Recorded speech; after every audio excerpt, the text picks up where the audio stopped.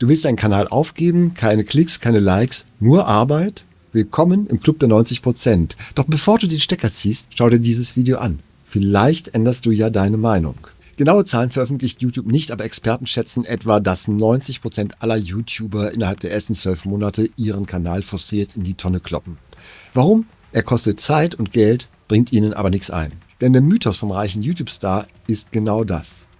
Ein Mythos. Vor einiger Zeit hat Professor Matthias Bertel eine Studie über 10 Jahre lang und Millionen YouTube-Kanäle durchgeführt und ist zu dem Ergebnis gekommen, dass 96,5% aller YouTuber nicht von ihren Kanälen leben können. Das Resultat? Fast alle geben auf, bevor ihr Kanal 1000 Abonnenten erreicht hat und werfen damit die Chance weg, jemals erfolgreich zu werden. Der Grund ist nicht, dass sie alle so schlecht sind, im Gegenteil. Aber sie haben die falschen Erwartungen. Sie sehen YouTube als den einfachen Weg zum finanziellen Erfolg. Wir als Motivation. Und das ist die perfekte Einnahmequelle für findige YouTube-Profis. 100.000 Abos in 2 Wochen. Porsche und Rolex garantiert. Ich zeig dir wie. Wem nützt dieser Quatsch? Dir ganz bestimmt nicht. Das bringt nur Frust. Es gibt auf YouTube keine Abkürzung. Nur Fleiß und Geduld. Und das hat schon einen technischen Grund. YouTube ist ein Datenmonster. Gierig, gefräßig, aber vor allen Dingen langsam. Über 2 Milliarden Zuschauer monatlich. 500 Stunden Video-Upload pro Minute.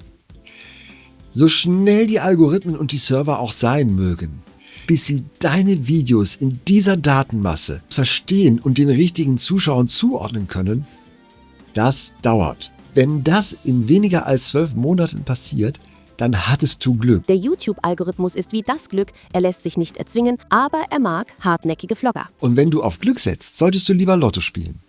Da ist der Arbeitsaufwand geringer und der mögliche Gewinn höher. Ist YouTube schon langsam, du bist noch viel langsamer. Denn die Algorithmen brauchen deine Daten. Sie brauchen deine Videos und die musst du erst produzieren. Shorts helfen, sie sind schnell produziert, sind aber auf keinen Fall die alleinige Lösung. Ich habe bis jetzt 40 Videos gemacht. Jede Woche eins. Viel Aufwand, viel Herzblut. Für den YouTube-Algorithmus ist das nichts. Und Hand aufs Herz. Keins meiner Videos finde ich richtig gut. Ich war sogar so frustriert, dass ich als Profi meine eigenen Videos analysiert und völlig zerrissen habe. Ich war auf mich selber fokussiert.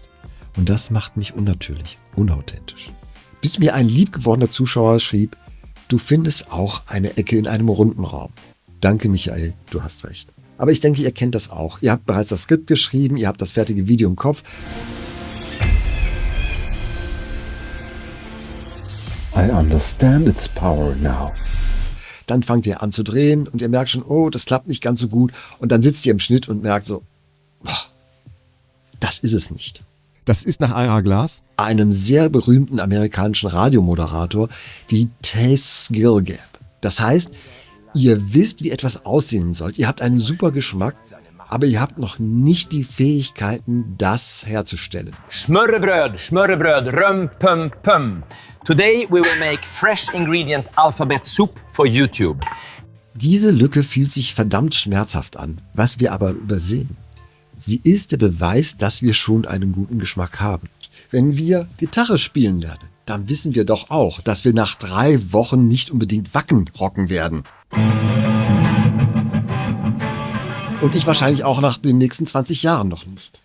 Wir orientieren uns an den falschen Vorbildern. Wir orientieren uns an den Profis wie beispielsweise Mr. Beast. Mr. Beast hat 2012 als 13-Jähriger, angefangen. Damals hat er einfach gemacht und dann hat er den Erfolg langsam aufgebaut. Mit viel Arbeit und viel Geduld, coolen Ideen und inzwischen auch mit einem Millionenbudget. Für uns Zuschauer sieht das alles so ganz einfach aus. Aber das ist genau der Trick im Showbusiness. Die harte Arbeit dahinter sollst du als Zuschauer ja gar nicht sehen. Nicht umsonst gibt es in dieser Branche ein geflügeltes Wort. Es braucht jahrelange harte Arbeit, damit du über Nacht erfolgreich wirst.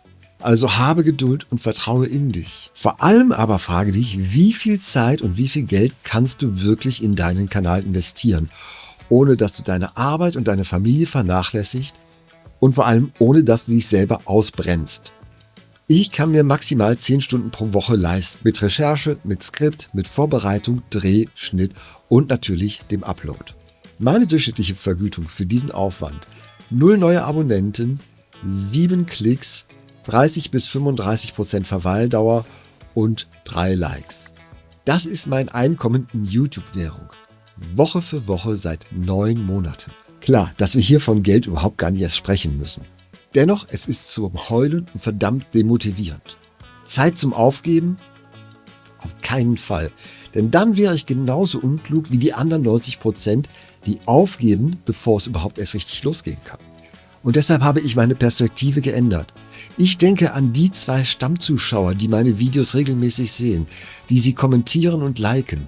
Denn sie zeigen mir, ich bin auf dem richtigen Weg. Wohlgemerkt Weg. Es gibt eine Zielgruppe für meine Videos. Mein Rat: siehe deinen Kanal erst einmal als Hobby.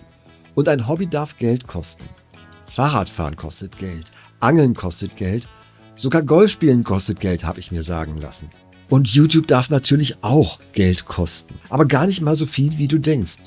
Reduziere einfach den Aufwand, dreh mit dem, was du hast, dann hast du einfach mehr Zeit, um neuen Content zu entwickeln und zu produzieren. Ihr müsst Gas geben, ihr müsst Gas geben, ihr müsst Gas geben. Wir hauen jetzt mal einen raus. Aber noch wichtiger ist, nimm den Druck raus. Dann kommt der Spaß und die Kreativität von alleine wieder. Und nutze die Zeit, in der kaum einer deine Videos anschaut, um richtig gut zu werden. Das ist deine Ausbildung. Fast kostenlos. Egal, ob du das weiter als Hobby machen willst oder Pro werden möchtest. Und am Anfang von allem steht natürlich das perfekte Storytelling. Wie das geht, siehst du in diesem Video. Und da sehen wir uns wieder.